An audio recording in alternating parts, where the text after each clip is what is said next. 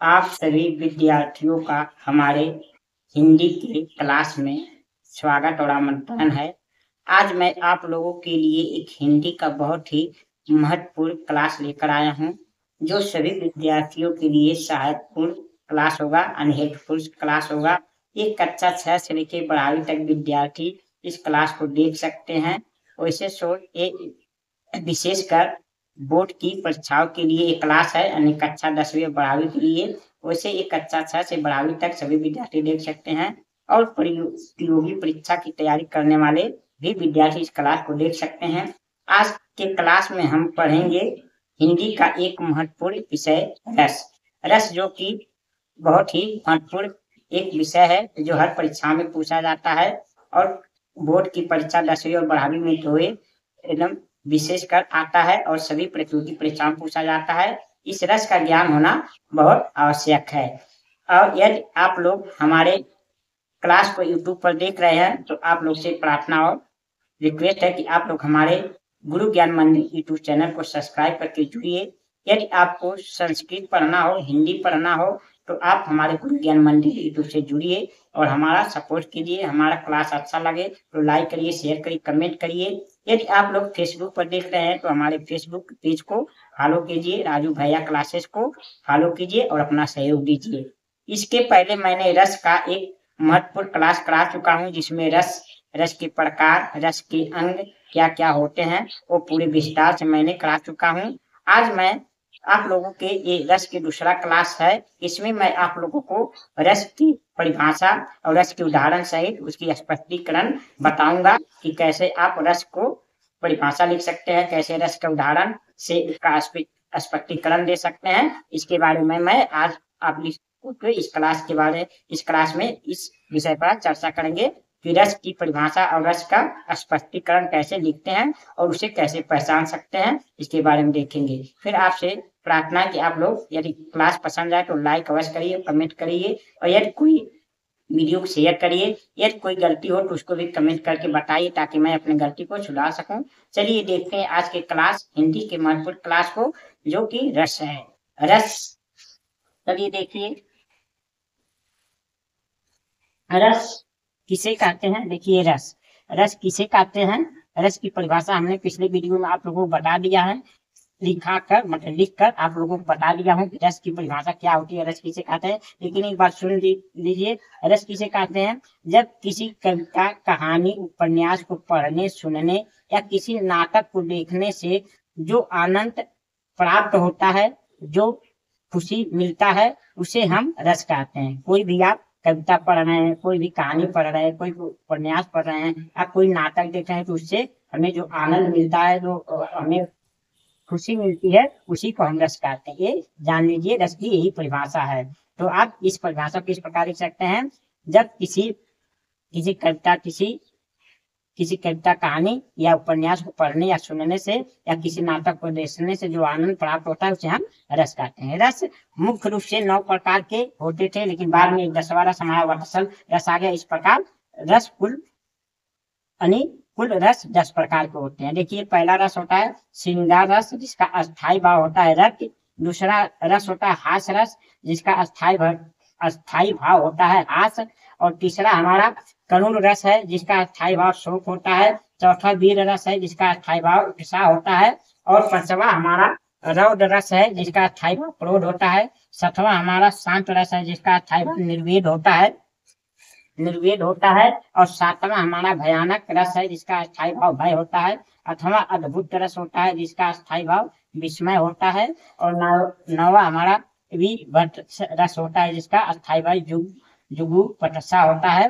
और 10वां हमारा वात्सल रस, यानी जिसका अस्थाई भाव वात्सल होता है। ये हमारे 10 प्रकार के रस होते हैं और उनके 10 अस्थाई भाव होते हैं, जो ये हर परीक्षाओं में पूछे जाते हैं। इसे आपको याद रखना है। और चलिए देखिए, अब क्रम से हम एक एक रस की परिभाषा और उदाहरण सहित उसके स्पष्टीकरण सहित देखते हैं। देखिए, हमारा पहला रस क्या है, श्रृंगार रस। श्रृंगार रस किसे कहते हैं। श्रृंगार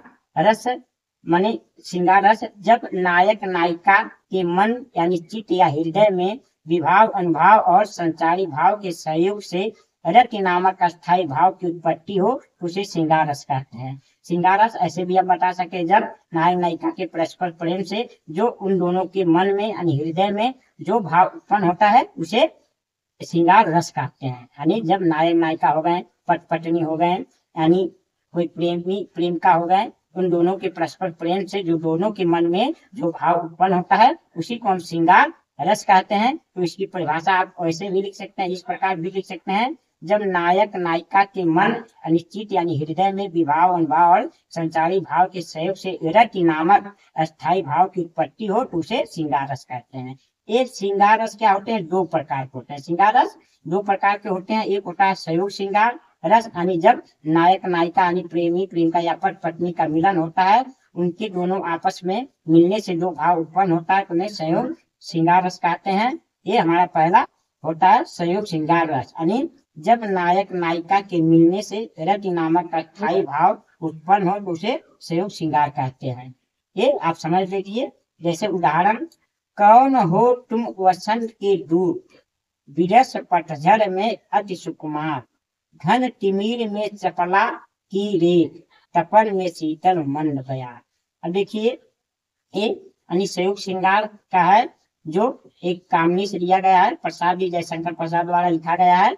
इसमें देखिए हमारा संयोग श्रृंगार रस होता है। देखिए कैसे स्पष्टीकरण, ऊपर युक्त काव्य यानी या काव्य लिख सकते हैं, आप पद लिख सकते हैं, आप पंक्ति भी लिख सकते हैं, ऐसे आप स्पष्टीकरण दे सकते हैं। ऊपर युक्त काव्य या पद या पंक्ति में आलम्बन विभाव मनु आश्रय है, यानी मनु जो है आलम्बन विभाव में क्या मनु जो है आश्रय है। आलम्बन 2 प्रकार के होते हैं, आश्रय और विषय। तो आलम्बन मनु जो है वो आश्रय है, मनु क्या है? मनु इसमें आश्रय है। श्रद्धा जो है विषय है। एकांत प्रदेश है, श्रद्धा कन्यता है। कोकिल कंठ है यानी कोयल की बोली। रमय परिधान जो वहाँ की सुंदरता का वातावरण है वो सब उद्दीपन है। हर्ष जो हर्ष है, जो खुशी उसमें मिलता है। जो चपलता यानी जो मन चंचलता आता है, जो आशा यानी उत्सुकता होता है, वो सब संसारी भाव है। ये सब क्या है? संसारी भाव है। इस प्रकार इन सभी से मिलकर यानी विभाव, अनुभाव, संचारी। इसमें विभाव क्या है? विभाव यही है आलम्बन विभाव 2 प्रकार के यानी आश्रय और विषय हमारा विभाव होता है। अनुभाव एक एकांत प्रदेश जो कम्यता होता है, जो उद्दीपन होता है, ये अनुभाव होता है। और हमारा यानी संयोग श्रृंगार को क्या होता है? संयोग श्रृंगार यानी संचारी भाव क्या होता है? जैसे चपलता, हर्ष, उत्सुकता, ये सब संचारी भाव है। तो इसी को परिभाषा में लिखा जाता है कि विभाव, अनुभाव, संचारी भाव से रति नामक अस्थाई भाव के सहयोग से ये श्रृंगार रस है। उपयुक्त का क्या है? श्रृंगार रस। तो इस प्रकार स्पष्टीकरण दे सकते हैं। उपयुक्त काव्य या पद या पंक्ति में आलम्बन विभाव क्या है? मनु यानी आश्रय है और श्रद्धा विषय है। एकांत प्रदेश जो उसमें लिखाया गया है, श्रद्धा का कन्यता जो लिखाया गया है, और कोकिल का कंठ जो कोयल की बोली उसमें लिखाया गया है। रम परिधान जो सुंदरता वहाँ का परिवेश लिखाया गया है, वो सब क्या है? उद्दीपन है। यानी उद्दीपन जो कि हमारा क्या होता है? अनुभाव होता है।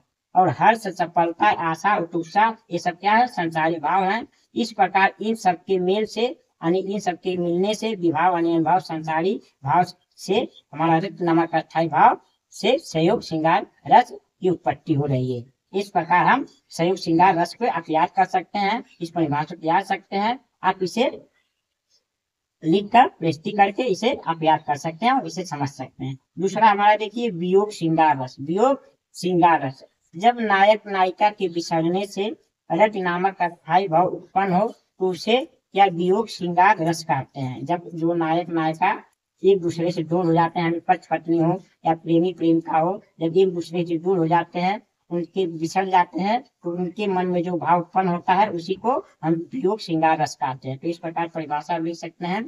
जब नायक नायिका के बिछड़ने से रति नामक अस्थाई भाव उत्पन्न हो तो उसे वियोग श्रृंगार रस कहते हैं। इसका उदाहरण क्या है? जैसे मेरे प्यारे नव जलद से कंज से नेत्र वाले, जाके आए ना मधुवन से और ना भेजा संदेशा, मैं रो रो के प्रिय विरह से बावली हो रही हूँ, जाके मेरी सब दुख कथा श्याम को तू सुना दे।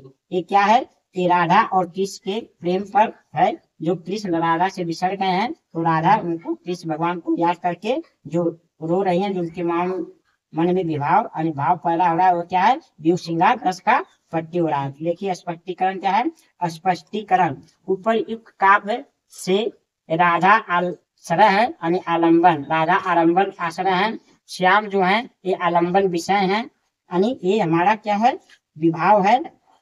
विभाव का अर्थ है शीतल मंद पवन एकांत, ये सब क्या उद्दीपन है। स्मृति रुदन चपलता चपलता आवेग उन्माद, ये सब क्या है, संसारी भाव है। आदि विभाव अनुभाव संसारी भाव से राधा से कृष्ण के विसरने से रति नामक अस्थाई भाव से वियोग श्रृंगार रस की उत्पत्ति हो रही है। इसमें वियोग श्रृंगार रस है जो राधा से कृष्ण विसर गए हैं। तो इस प्रकार हम वियोग श्रृंगार की परिभाषा उदाहरण याद कर सकते हैं और पढ़ सकते हैं। इस प्रकार हमारे श्रृंगार रस दो प्रकार के होते हैं, यानी वियोग श्रृंगार और संयोग श्रृंगार। मुझे आशा और विश्वास है कि आप लोग श्रृंगार रस को अच्छी तरह से समझ गए होंगे। इसे वीडियो को एक बार दो बार देख लीजिएगा और पढ़ के बेसिकली आपको समझ में नहीं। अब देखिए हम अपने रस को देखते हैं। हमारा अगला रस है हास रस, यानी दूसरा रस क्या है, हास रस। हास रस जब किसी बात को देख कर हंसी आ जाती है, जब किसी अंगों को, किसी की वेशभूषा, किसी कुआरी को सुनकर जो मन में हंसी का भाव आ जाता है तो हास रस कहते हैं। तो हास रस इसकी परिभाषा कैसे दे सकते हैं, हास रस जब किसी के अंगों, वेशभूषा, वाणी या क्रियाकलाप से विभाव अनुभाव या संसारी भाव से हास नामक अस्थायी भाव की उत्पत्ति हो तो उसे हास रस कहते हैं। यानी हास रस क्या होता है, हास रस जब किसी के अंगों, वेशभूषा, वाणी या क्रियाकलाप से विभाव अनुभाव संचारी भाव से हास नामक अस्थायी भाव की उत्पत्ति हो तो उसे हास रस कहते हैं। आप इसे याद कर सकते हैं। किसी के अंग को देखकर, कभी कभी किसी के अंग ऐसे होते हैं कि लोगों को देखकर हंसी आ जाती है, किसी की पहनावा यानी वेशभूषा को देखकर लोगों को हंसी आ जाती है, किसी की वाणी यानी बात को सुनकर, किसी को क्रियाकलाप काम को करने के लोगों को जो मन में हंसी का भाव होता है उसी को हम हास रस कहते हैं। तो इस प्रकार परिभाषा लिख सकते हैं, जब किसी के अंगों, वेशभूषा, वाणी या क्रियाकलाप से विभाव अनुभाव संसारी भाव से हास नामक अस्थायी भाव की उत्पत्ति हो तो उसे हास रस कहते हैं या हास रस की उत्पत्ति होती है, ऐसे भी आप लिख सकते हैं। उदाहरण देखिए, जैसे उदाहरण है मतही पितही उड़ीन भय नीजे गुरु ऋण रहा सोच बर जी के। यहाँ देखिए, ये जब लक्ष्मण और परशुराम का संवाद हो रहा था, तो राम ने धनुष तोड़ा था उस समय, परशुराम जब क्रोधित होकर आए तो लक्ष्मण ने उन्हें जो अपना जताया था, वहाँ हंसी का माहौल था, हास रस था। स्पष्टीकरण क्या है, उपयुक्त काव्य में लक्ष्मण परशुराम विषय आलम्बन है, ये दोनों क्या है, विषय है। अब प्रजागण जो वहाँ की प्रजा है, जो लोग देख रहे हैं, हंस रहे हैं, वो आश्रय आलम्बन है। परशुराम की झुंझुलाहट, जो परशुराम की झुंझुलाहट है, क्रोध है, उद्दीपन है। लक्ष्मण की हर्ष चपलता, हर्ष चपलता संसारी भाव है। परशुराम लक्ष्मण के समाज, ये सब विभाव और अनुभाव है। तो ये सब क्या है, परशुराम और लक्ष्मण के समाज से विभाव अनुभाव संसारी भाव से हास रस की निष्पत्ति हो रही है। इस प्रकार आप हास रस की परिभाषा दे सकते हैं। करुण रस, करुण रस क्या होता है, देखिए हमारा तीसरा रस है करुण रस। जब हमें किसी दुख का, किसी संकट का, किसी अपने बिछड़ने का गम होता है तो करुण रस कहते हैं। जब विभाव अनुभाव और संसारी भाव से शोक नामक अस्थायी भाव की उत्पत्ति हो तो उसे करुण रस कहते हैं। करुण रस जब विभाव अनुभाव और संसारी भाव से शोक नामक अस्थायी भाव की उत्पत्ति हो तो उसे करुण रस कहते हैं। जैसे उदाहरण, जथा पंख बिनु खग दीना मणि बिनु फन करी असमम जीवन बंधु बिनु तोही जो जर देव किया जिया वर मोही, सिया वर मोही। ये हमारे क्या है, करुण रस जब लक्ष्मण को मूर्छित बाण लगा था, मूर्छित हो गए थे, तब का राम द्वारा जो विलाप करुण प्रकट किया गया था करुण रस का यहाँ है। यानी जथा पंख बिनु खग दीना मणि बिनु फनी करीबर का हीना असमम जीवन बंधु बिनु तोही जो डर देव जी वार मोही। स्पष्टीकरण, उपर्युक्त पंक्ति में राम आश्रय है, लक्ष्मण आलम्बन है, ये दोनों आलम्बन है। राम आश्रय आलम्बन है और लक्ष्मण विषय आलम्बन है। हनुमान जी विलंब से आना उद्दीपन है। दैन्य चिंता व्याकुलता स्मृति संचारी भाव है। राम विलाप से विभाव अनुभाव संचारी भाव से शोक नामक अस्थाई भाव है। करुणा रस की निष्पत्ति हो रही है, यानी करुण रस की निष्पत्ति हो रही है। ऐसे आप स्पष्टीकरण लिख सकते हैं। तो हम देख सकते हैं। अब इस प्रकार हमारा चौथा रस है वीर रस। जब विभाव अनुभाव संचारी भाव से उत्साह नामक अस्थाई भाव की निष्पत्ति हो, उसे वीर रस कहते हैं। यानी वीर रस होता है जब विभाव अनुभाव संचारी भाव से उत्साह नामक अस्थाई भाव की निष्पत्ति को क्या कहते हैं? वीर रस कहते हैं।